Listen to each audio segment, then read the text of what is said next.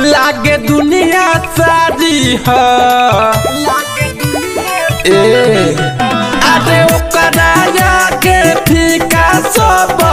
लागे दुनिया सारी है केहू से प्यार नहीं करी है कभो प्यार एगो बीमारी है केहू से प्यार नहीं करी है कभो प्यार एगो बीमारी है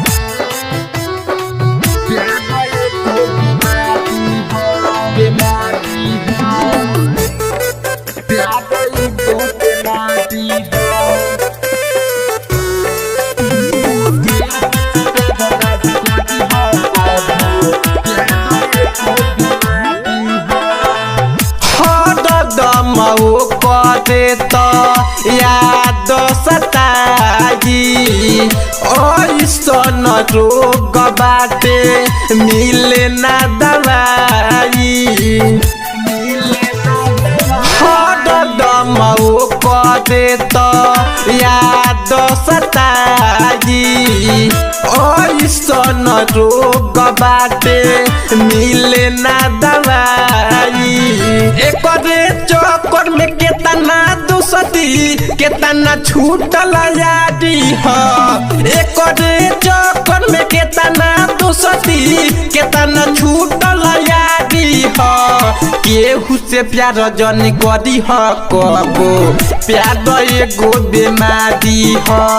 केहू से प्यार नहीं करी है कबो प्यार एगो बीमारी है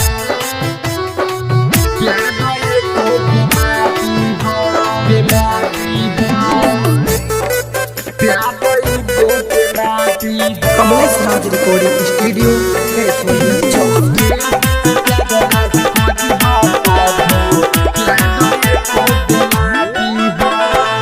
साहेब सवरिया कर दर्द जानता रे केहू न जीते हो प्यार में सब हारे दीवाना ये कर दर्द जानता रे केहू न जीतेला प्यार में सब हारे कमलेश्वर राजा किस रंगीला तू बुझबा हमारी हो कमलेश्वर राजा किस रंगीला तू बुझबा हमारी हो केहू से प्यार जन करी है कबो प्यार एगो बीमारी है